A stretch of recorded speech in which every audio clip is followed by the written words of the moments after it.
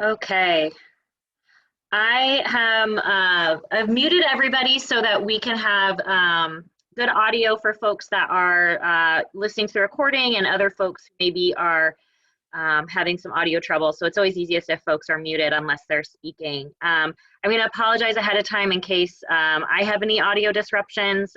In this crazy time, I'm working at home, so I do have other people at home with me that might cause some noise. I have a dog and an infant. So hopefully everybody is quiet over here, and I apologize if it's a little bit noisy. I'll try and keep an ear out for that as well.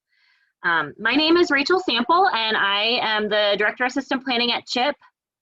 I know that we've got a lot of folks who are new to working in the continuum of care, or maybe new to their positions but have worked other places. And I'm really excited to be able to speak with you guys today about the continuum of care and how it relates to your work with youth and young adults through the Youth Homelessness Demonstration Program project effort. I will go ahead and keep folks on mute. If you do have a question, feel free to type it in the chat. The chat will be saved too. And then we'll do questions at the end, which I know is a little bit challenging, but just given that we have a lot of folks from different agencies, I want to make sure we get through our material, and then we can revisit certain items that we want more detail on at the end. And hopefully we'll have a good discussion as we wrap up our call, answering questions and things like that. I'll also be asking you occasionally just for some feedback, so I get to know a little bit more about you and what your knowledge is of the continuum of care and your own experience in working so far. I'll be doing that by asking you to raise your hand. So if you know where that little button is on your controller for Zoom, go ahead and raise your hand, or you can just type in the chat, you know, yes or no, if you prefer to do it that way too, whatever is easiest for you. If you're only on audio, yeah, thanks, Barb. If you're only on audio and you don't have access to video, that's okay too. I'll just ask that you raise your hand in spirit, I guess, if you will. Like I said, we'll try and keep folks on mute to avoid audio interruptions and keep this moving along. All right, let's get started. So today we're going to be talking about what is the Indianapolis Continuum of Care, and in particular, the phrase CoC and how it relates to the Department of Housing and Urban Development, or HUD, Continuum of Care, CoC, that's what CoC stands for, or the Indianapolis CoC. So there's two ways we kind of use that term in the community, and I want to make sure we're being clear about when we're using it which way and what those two definitions mean. Talk a little bit more about the Indianapolis Community Plan to End Homelessness and our community's system vision for the homeless response system. Go a little bit more into explaining how we make decisions in the continuum of care that impact programs. Discussing more with you about the role that you and your agency play within the continuum of care, and then helping you locate special information resources for you. So there's a lot of information out there about homeless response, about different types of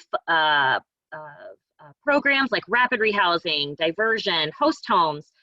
Those are nationally recognized project types that other communities are doing, and we're going to even show you a little bit about how you could learn more about what other communities are doing, as well as where we keep information here in Indianapolis about what's happening in our community. So we'll then leave time for questions at the end, and hopefully we have a good discussion at the end and answer any more of the questions that kind of come up for you along the way.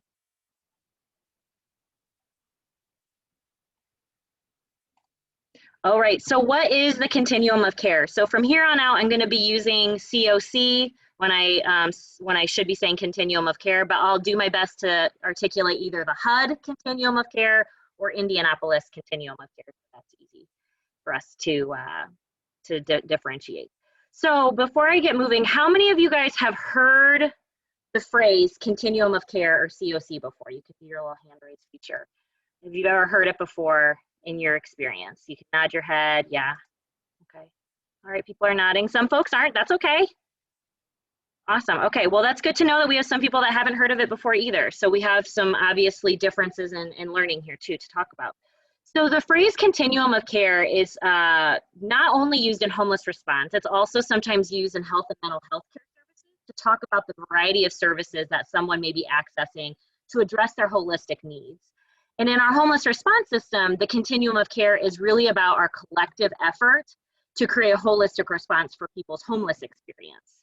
So when we're talking about continuum of care in Indianapolis, we're talking about our whole community response, all of the different agencies and partners, individuals that may be coming together to address a single person, lift them up, and help them move forward to stable, permanent housing.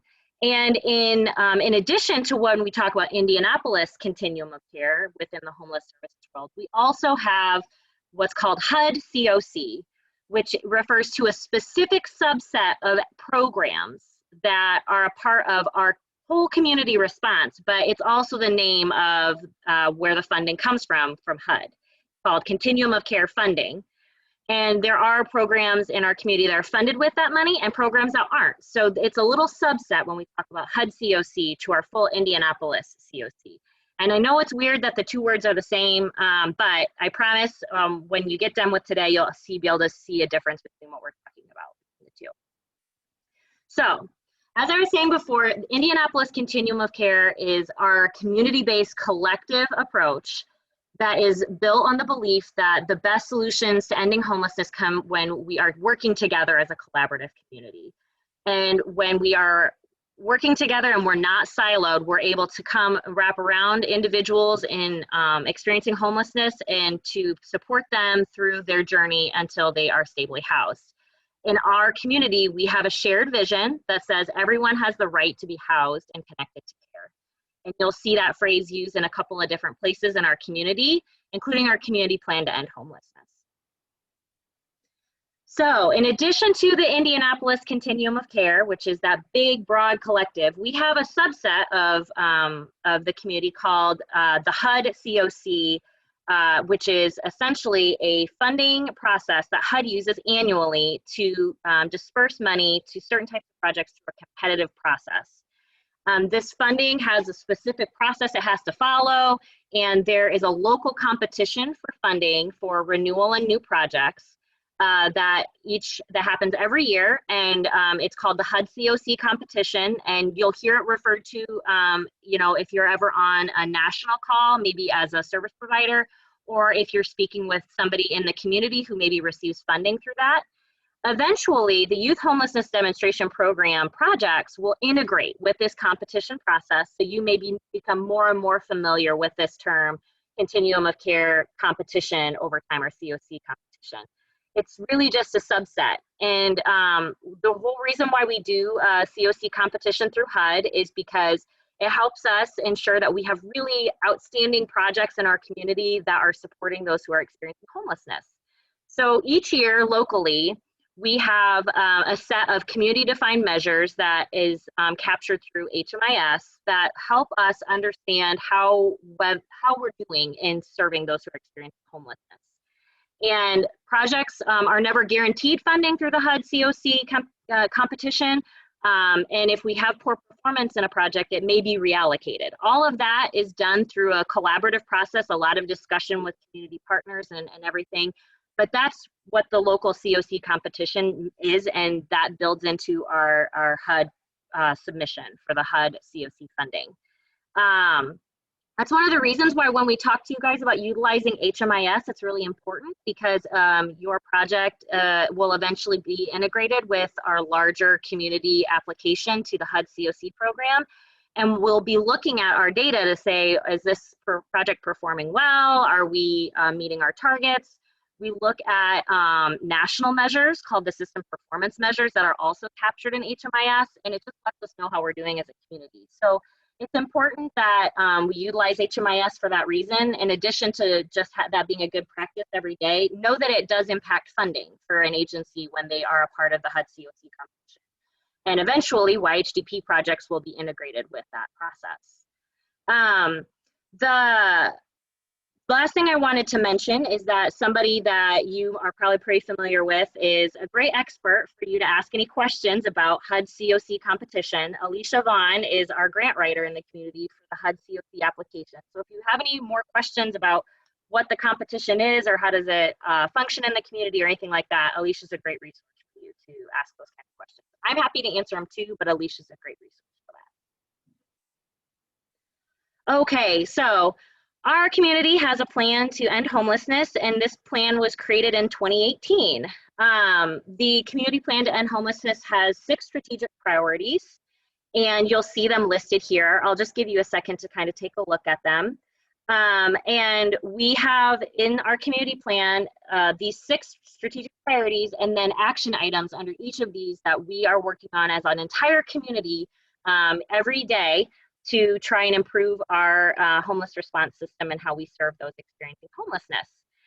One thing to note that's especially important for you guys to know is that this plan was created prior to us receiving the funding for the Youth Homelessness Demonstration Program. So that's one of the main reasons why we have an update to our youth plan that's called the Indianapolis Coordinated Community Plan. So if you look at the Indianapolis Community Plan to End Homelessness, you'll see the goals and things are pretty small and limited.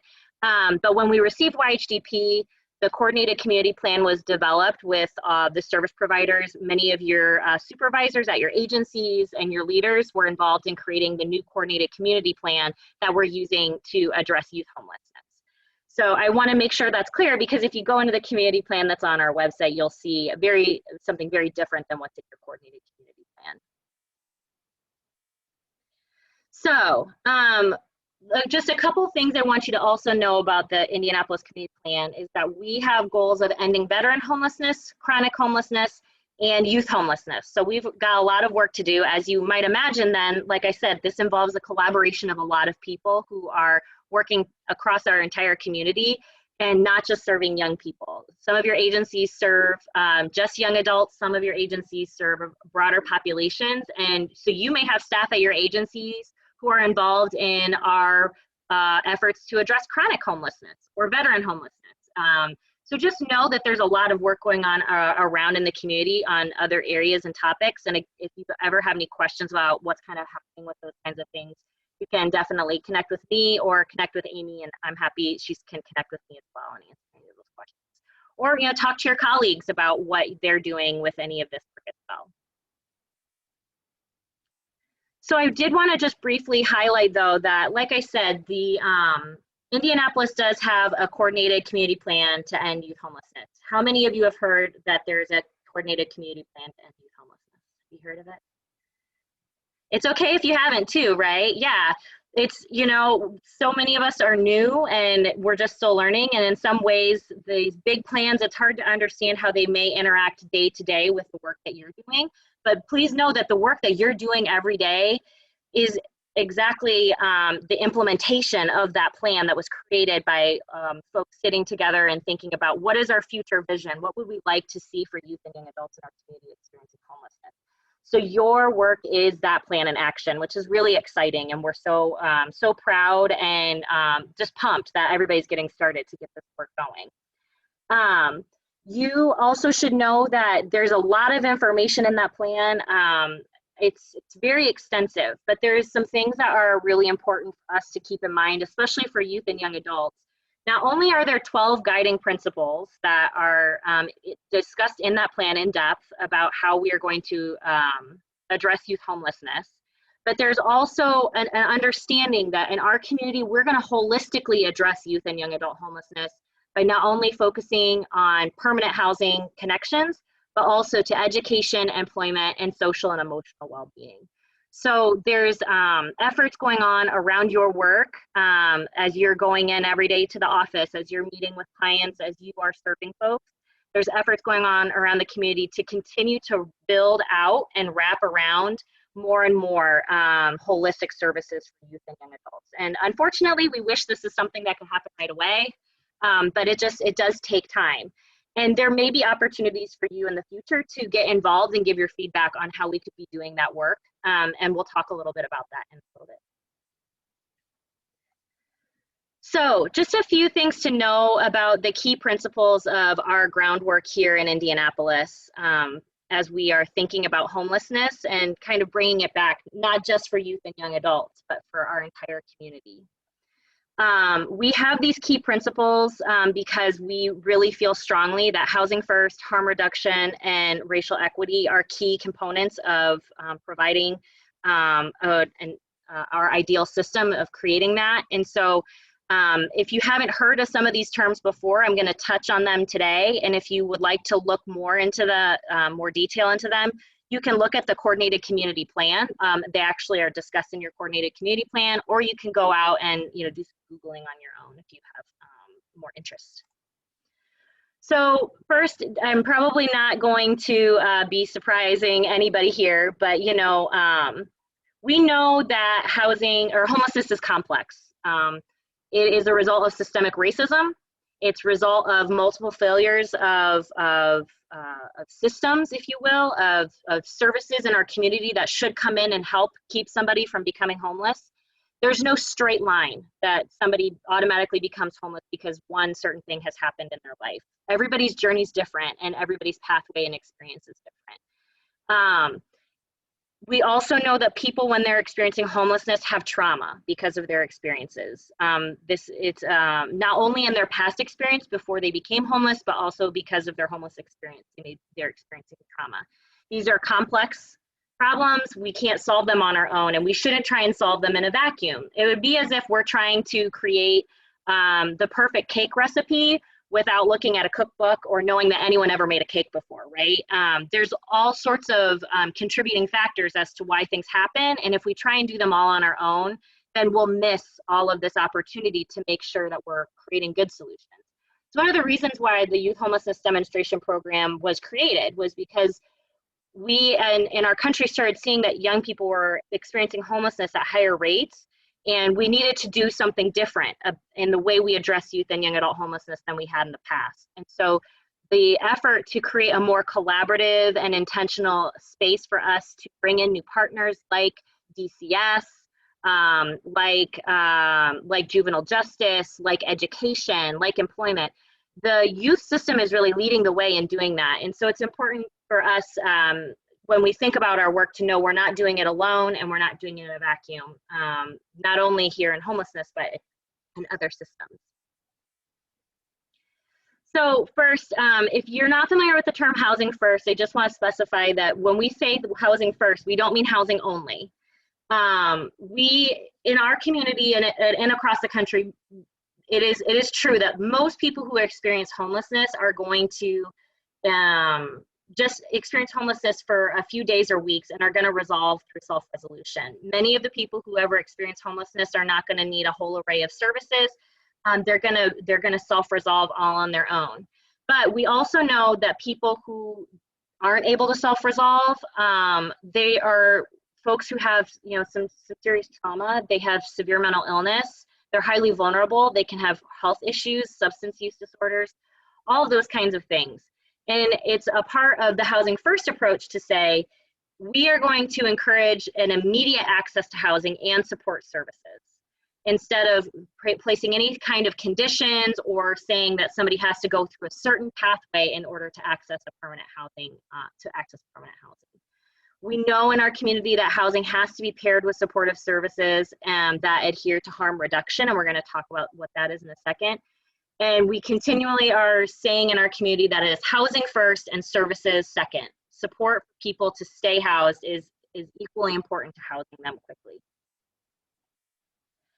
So harm reduction is the practice of saying that instead of penalizing an individual or removing them from a program for any sort of action, it's the practice of reducing risk associated with a behavior. So instead of placing conditions on somebody receiving services or saying someone has to be ready for housing, using harm reduction helps us make sure that we are keeping as many people access to services as possible, but also continuing to engage them to reduce the risk that they could have serious injury or serious bad outcome because of what's going on. So it's something that we really support in our community as alongside housing first. They go really hand in hand with each other. And I know a number of you who are on this call today have practiced harm reduction practices for significant periods of time. So I'm not going to go into a lot of detail.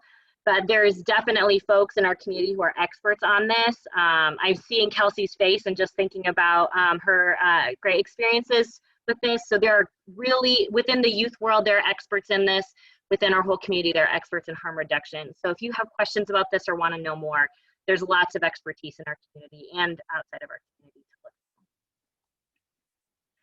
look. How many of you guys have heard of the term systemic racism? Have we heard of systemic racism? Right, this is kind of, it's a buzzword right now in our community across the country. And one thing that we in our community recognize, and it's discussed in our community plan, is that systemic racism has caused homelessness in our community, and it creates barriers to people in ending their homelessness. And it's our job in our community to examine how these barriers are impacting individuals and to address these barriers and remove them. So what we're doing in our community is looking at our data and trying to change our response to advocate for local, state, and national policy changes. This could be as small as changing something within the coordinated entry assessment if we realize that there is some sort of disparate impact and people of color are being negatively impacted and not accessing housing because of a question that we're asking, or something as large as a national or federal statute that has had a disparate impact in our community and caused people to become homeless or had issues in that way. So in our community, we are working hard to make sure that BIPOC individuals are represented in our CoC and in our partner agencies. We look at our annual housing or homeless point in time count and see who is experiencing homelessness. We assess coordinated entry. We look at our HMIS data. We're assessing all of this on a continual basis to help us make sure that we are addressing disparity. And it's something that we take really seriously here in our community. So again, as we talk about the larger picture in our community and how the work that you do impacts decisions that are being made, we may be looking at our whole community and saying, how are young people of color accessing services in our community? And we'll be looking at your projects to say, are things looking fair and equitable? Is there anything we need to change about what policies we're setting here in Indianapolis or practices we might have here that could be having a disparate impact? And when we have those big conversations, we look to you guys as service providers to be partners in that discussion so we can understand and make changes together. So our shared vision for changing the homeless response system in Indianapolis is that everyone has a right to be housed and connected to care. And in the coordinated community plan, the vision was adapted for youth and young adults to say, we believe all young people have the right to equitable housing and services to ensure that homelessness is rare, brief, and recoverable. So we know that right now as a community, we are not to this point. We know that we are not in a situation where everyone does have the right to be housed and connected to care. It's our hope that through working together as a community, we can reach our vision together. And it's important for us, like I said, to collaborate and partner together to achieve that vision so that homelessness is rare, brief, and recoverable. Okay, so the Indianapolis CoC structure and kind of where you fit in the big picture of things. All right, so this is a picture of what we call the vision for the Indianapolis homeless response. In our ideal system, we would have this chart here in action for every individual who's experiencing homelessness. So I would just briefly talk about each colored section here. This first section is triage. So for those of you who have worked as frontline staff before or have worked in a call center type environment where you are taking calls from people in the community who are getting their immediate needs addressed, that's what triage means. Essentially, maybe you're on street outreach and you're meeting somebody's immediate need of clothing or getting somebody that day into shelter. The idea through triage is that we're assessing people's needs in the immediate, and then we are helping them connect to this next step in the pathway, this blue step. The next step is essentially our short-term solutions for folks who are we're able to get to that next step. Some folks are going to be able to address their homelessness through diversion. So meaning they can immediately exit to a permanent safe place to be without needing any further services with just a little bit of assistance from us. Other folks may need longer term engagement through coordinated outreach and services. So street outreach and basic needs services, or they may go into shelter. And then other folks, of course, maybe they don't quite get into our system either, and their homelessness is prevented. So we don't necessarily need to have them come into shelter or street outreach either. So if you're kind of thinking about where you fit, you may fit right here in triage or in coordinated outreach or temporary shelter or services. If you're somebody who is going out in the community and speaking with somebody who's sleeping on the street or in shelter, you're engaging with people at that level, that's definitely where you're engaging at.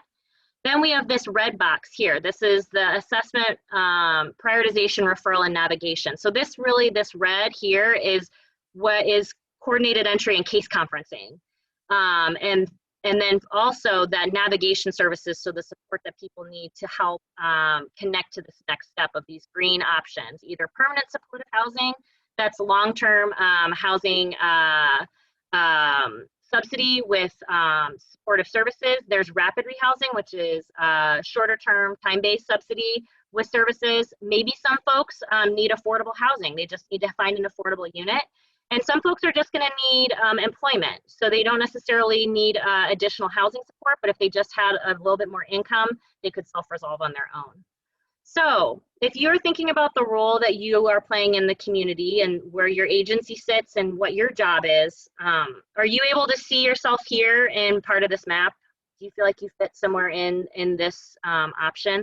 I know in some cases for youth and young adults, we have new programs like host homes, which don't necessarily are not like called out specifically on this map, but they really would fit into these temporary locations where youth and young adults would be able to obtain some stability and then eventually be able to navigate out to a permanent pathway through either resolving on their own or through some affordable housing, rapid rehousing, or PSH. But there's some other programs like our rapid rehousing programs that are specifically called out here.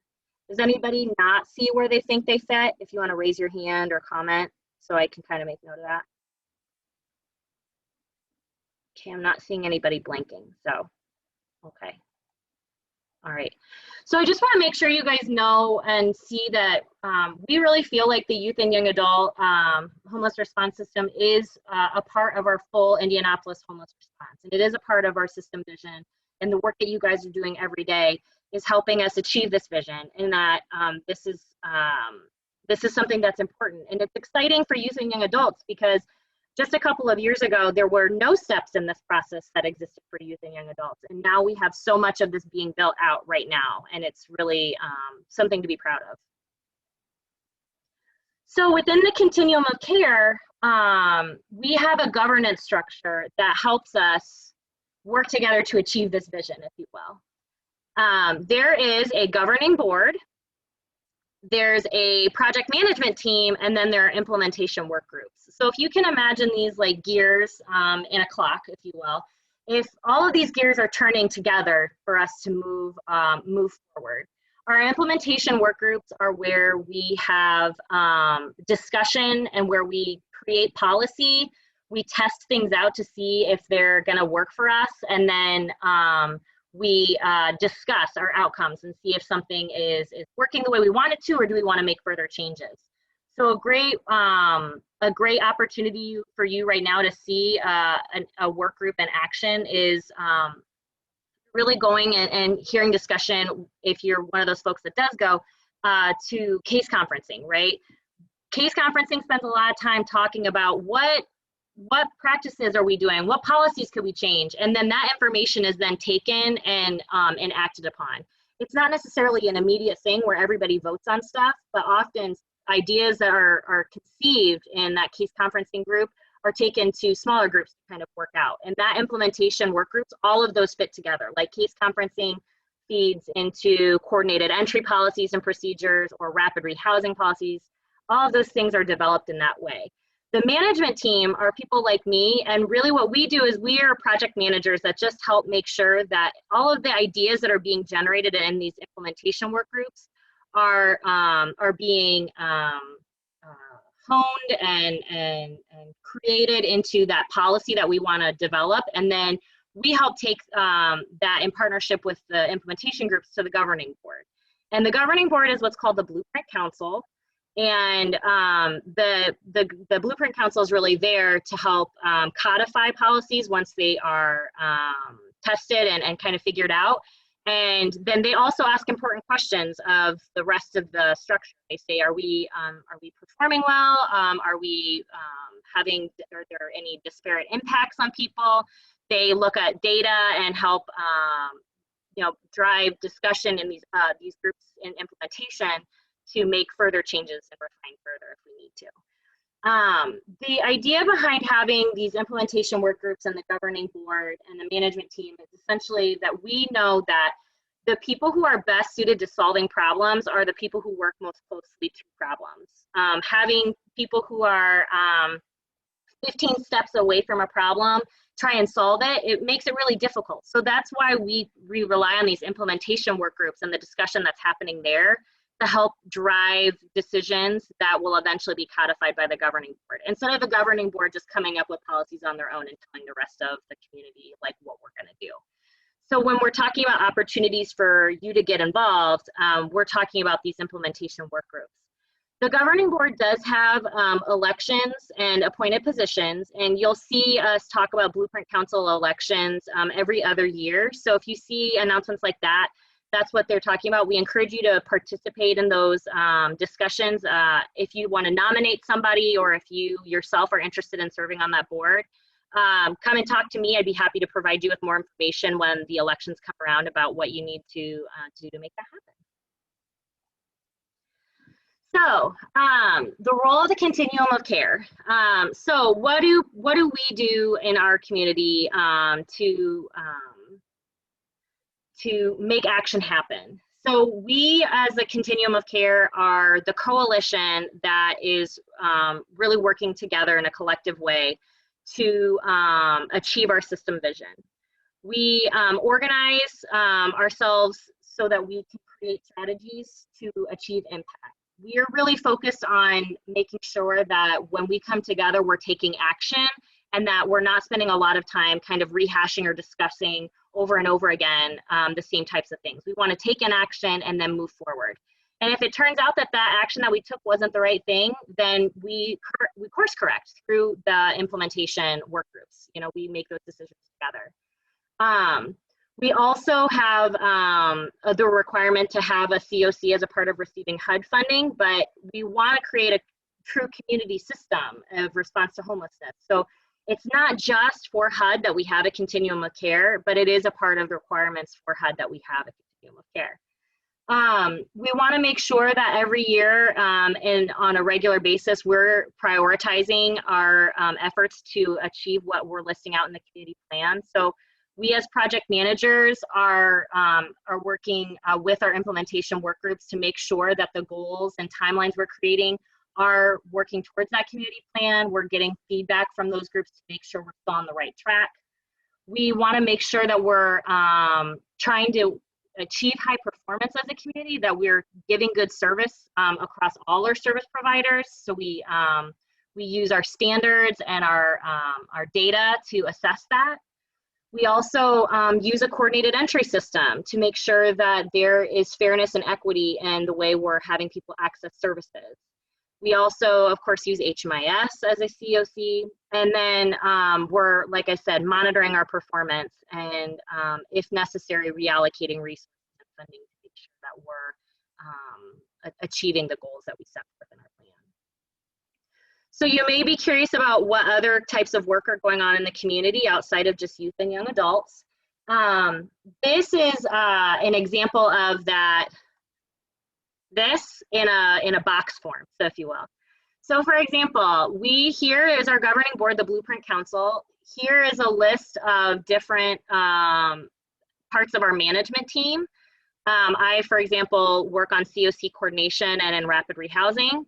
And Amy, who you guys are familiar with, she works in youth and young adults. So she's here supporting as a project manager the work of youth and young adults. And there are work groups like the Youth Action Board and other youth and young adult work groups that are creating strategy and setting policy that ends up getting voted on by the Blueprint Council when it's ready to pass. The Blueprint Council does set our high-level strategy and our direction, but the decisions are made in our work groups, and that's where all of our policies are tested and improved, and they're only brought to the Blueprint Council when they're ready to be codified and put into practice. So that's one reason why when we talk about having you guys who are closest to the problem help us find solutions, that's why we encourage you as you're doing your work and hearing about opportunities to get involved to talk with us about how you can share your expertise.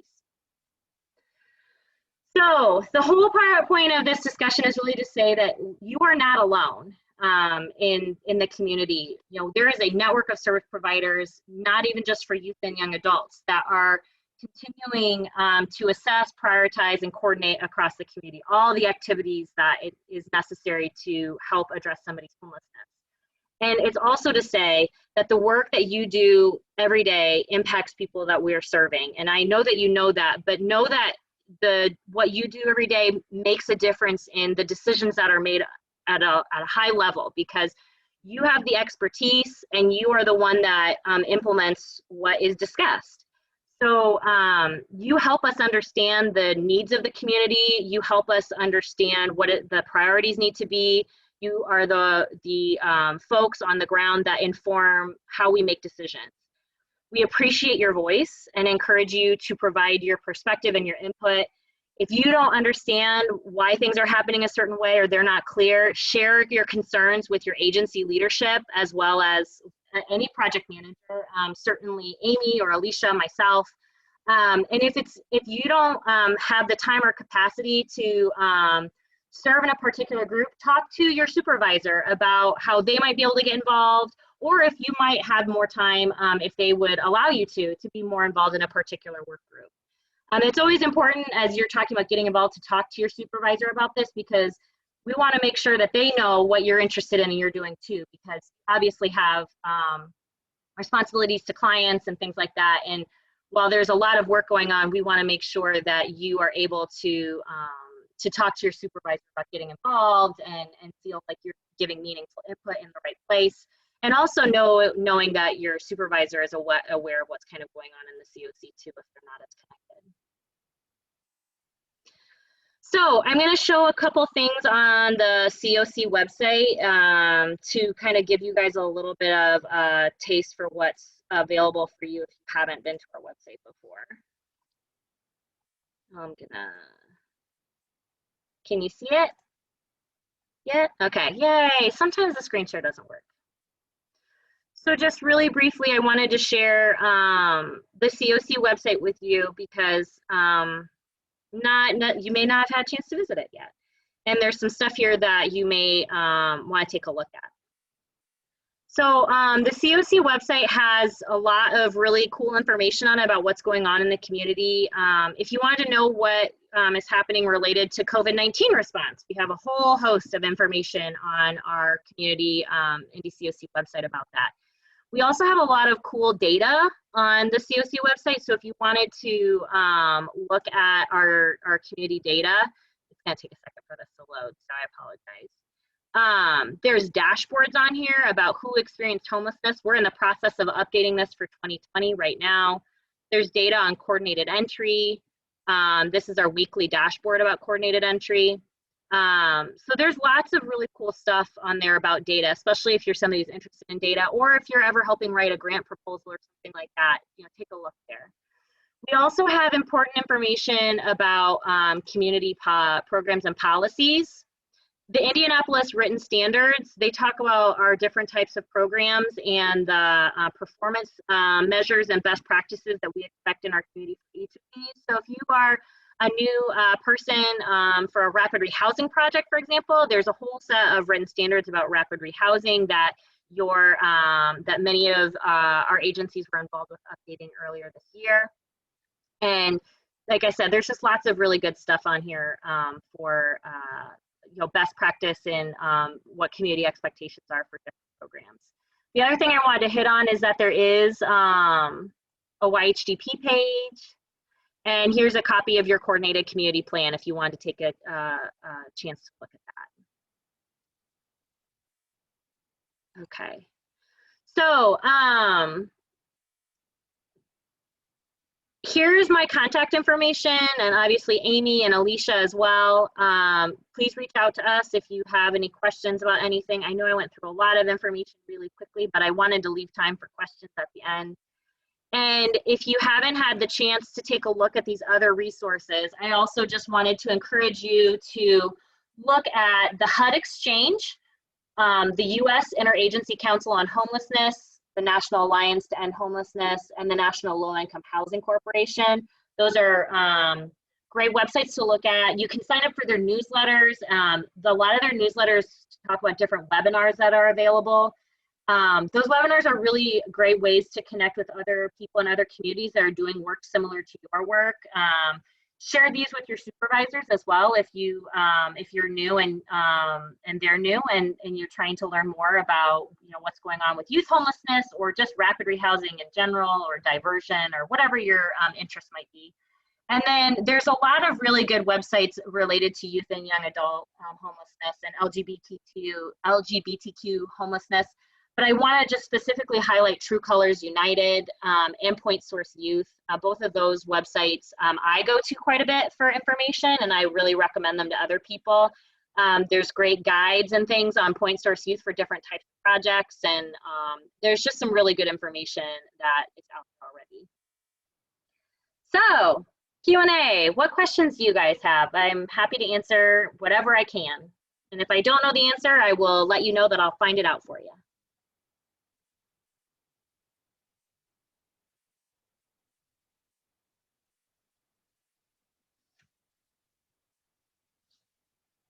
Okay, I'm going to go into the chat in case there are other questions in the chat. Oh, thanks, Alicia.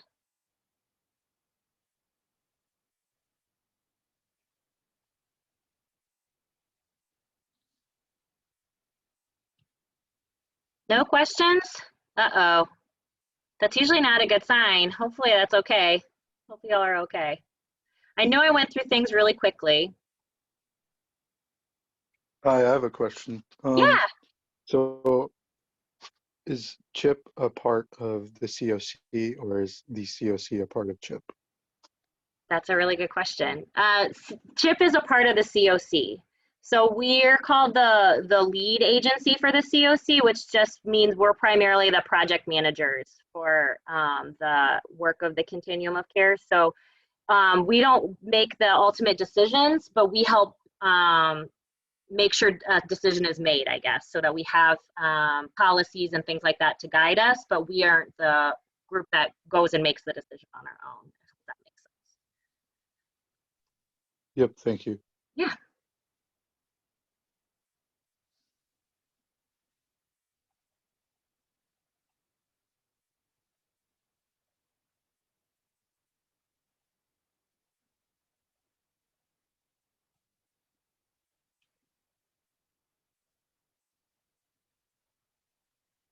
Thanks, Jen. Well, I appreciate that.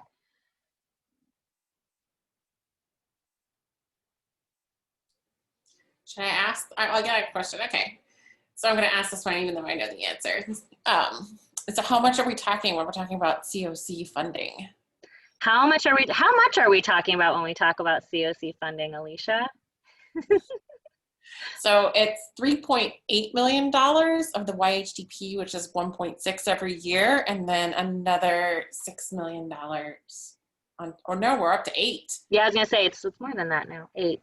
We're up to 8 every year for the general CoC. So it's quite a bit of money. So a lot of times when you look at the CoC versus the continuum of care versus the HUD continuum of care, they seem to overlap because it is such a large chunk of money, but it's very important to make sure it's more than that. It's more than the YHDP funding.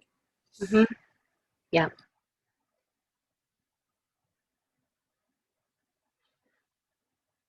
I think one question that I get a lot is like how many agencies are in the continuum of care, or how many entities, if you will, are involved in the continuum of care. If you count all the different types of partners that are involved in the continuum, it's over 80 is kind of the number we like to quote. So often if you're talking to somebody who's maybe not very familiar with homelessness, they may think like, nobody's doing anything about this big problem of homelessness, right? Reality, like if you count all of the work that you guys do, each of your individual agencies, you've got agencies like Horizon House, you've got school districts, you've got the health department, you've got Wheeler Mission. I mean, you've got all these different types of organizations. And we all are collaborating together inside the continuum of care to homelessness. So it's a lot of partners. And each of those agencies have, you know, in some cases, you know, 10, 50, 100 staff people. It's a lot of people.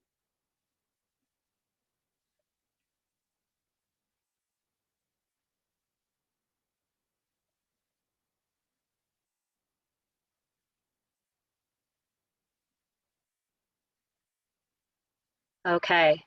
Well, if there aren't any more questions, I'll let you guys get 10 minutes of your day back. I know no one ever complains about not having or having too much time, right? I do hope that this was helpful for you. If you want to talk to me offline, if you have any more questions, please don't hesitate to reach out. I know we went over a lot of stuff. This is the very first time we've given this presentation, so you're kind of our guinea pigs. So if you didn't like this at all, I'm going to be sending a survey, and I want you to tell me how much you didn't like it and why, because I want to make this presentation something that does work for our community and is something that helps explain to folks who are new, you know, what is the homelessness response in our community, what's the continuum of care, why is it important to be involved in the CoC, and why we think you guys are so important. So I'm going to be sending a survey to Amy. She'll send it out to everybody, and please give your honest feedback. You can give it anonymously or not anonymously and tell me what you think. I appreciate everybody's time, and I hope you enjoy the rest of your day.